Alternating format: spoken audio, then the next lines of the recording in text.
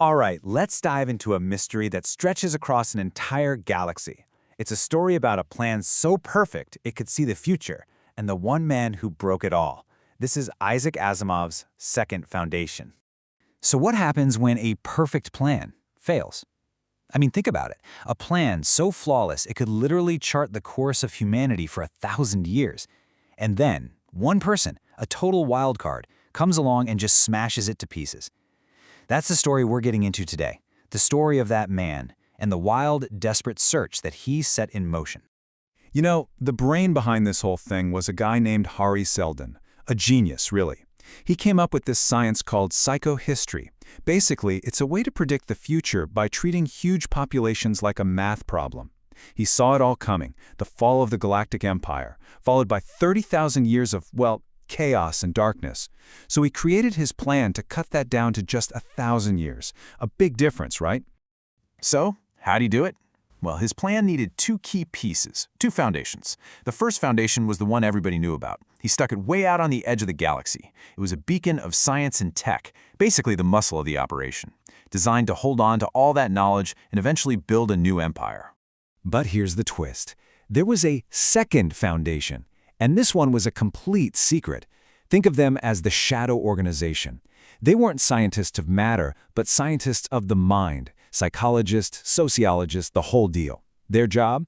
To be the silent guardians, the shepherds of the plan, making sure it stayed on track no matter what. And for about 300 years, everything went perfectly, like spooky perfect. The plan worked. The first foundation handled every crisis Seldon predicted, getting stronger each time. But then, something happened.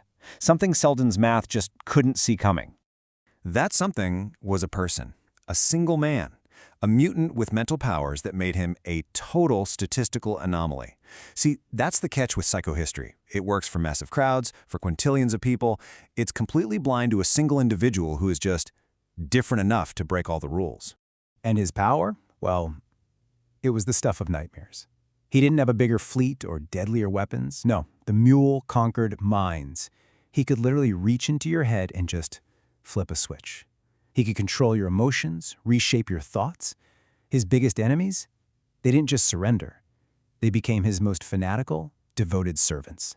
Terrifying, right? How do you fight that? The First Foundation had no answer. Their armies just stopped fighting. Their best generals pledged their undying loyalty to him. And in just 5 short years, the unstoppable First Foundation, the galaxy's last best hope, was gone. Just like that, Seldon's grand plan was in ruins. So, with the First Foundation out of the picture, you'd think the Mule would be sitting pretty, ruling the galaxy. But he knew there was still one piece on the board, one threat he hadn't dealt with, the mysterious Second Foundation. And he became absolutely obsessed. He had to find them and wipe them out to make his new empire secure. To kick off this Foundation hunt, the Mule puts together a classic odd couple. First, you've got Han Pritcher. He's a former general, a converted man whose mind is now 100% loyal to the Mule. Then there's Bail Channis. He's young, brilliant, ambitious, and the Mule has left his mind totally free. He's the wild card, the loose cannon, whose selfish genius might just crack the case. So our two hunters hit the trail. They have one cryptic clue to go on: Star's End.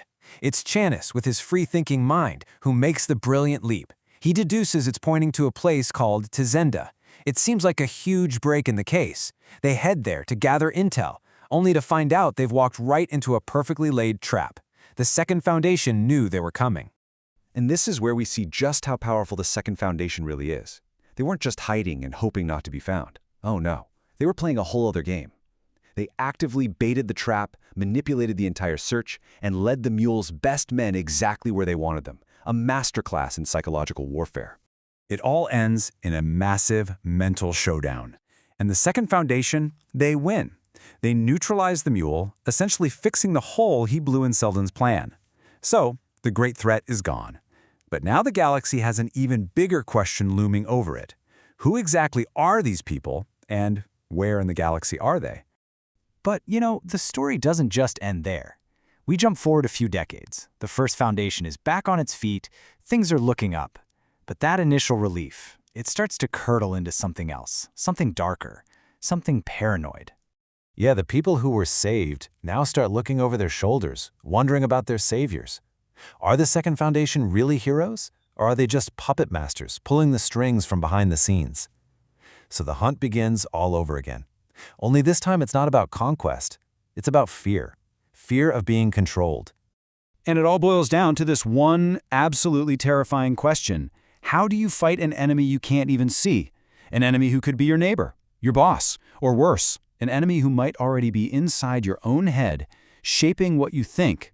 Well, their solution is to turn to technology. A small group of conspirators led by a scientist named Dr. Durrell, they build a machine. It's a device that can scan your brainwaves, looking for the telltale signature, the electronic fingerprint of a mind that's been, well, tampered with. But even with this incredible new tech, they come up empty. Nothing. It's like they're hunting for ghosts. The big break, the clue that changes everything, doesn't come from some brilliant scientist or a decorated general. It comes from, well, just about the last person you'd ever expect. I mean, really think about this for a second. The Mule, a guy who can literally sense minds, scoured the galaxy and got played. The First Foundation, with all their fancy tech, searched for decades and found zip. So where on Earth, or in the galaxy, could they possibly be hiding? The whole mystery is unlocked by a simple message, just 5 words, sent by Dr. Durrell's 14-year-old daughter, Arcady. It's this flash of pure, simple insight that just slices right through hundreds of years of wrong assumptions. Okay, remember what Hari Seldon originally said? He put his 2 foundations at opposite ends of the galaxy. For centuries, everyone took that literally. They thought it meant physically far apart, on opposite sides of the galactic spiral. But what if Seldon was being a little more poetic, a little more clever? Think about a circle. Where's the opposite end? The end is also the beginning. The shocking truth is, the Second Foundation was never out in the cosmic boonies. It was on Terminus, the capital planet of the First Foundation. That's right. They weren't on some hidden planet across the galaxy. They were home, hiding in the one place nobody would ever think to look. They were the librarians, the government officials, the academics, living right alongside the very people they were secretly guiding. And that leaves us with the final, chilling thought of the whole story. The enemy isn't some alien fleet or some distant tyrant. The enemy is internal, woven into the very fabric of your society. So the real challenge is just beginning. How do you fight an enemy who is your neighbor, your leader, or maybe even a part of yourself?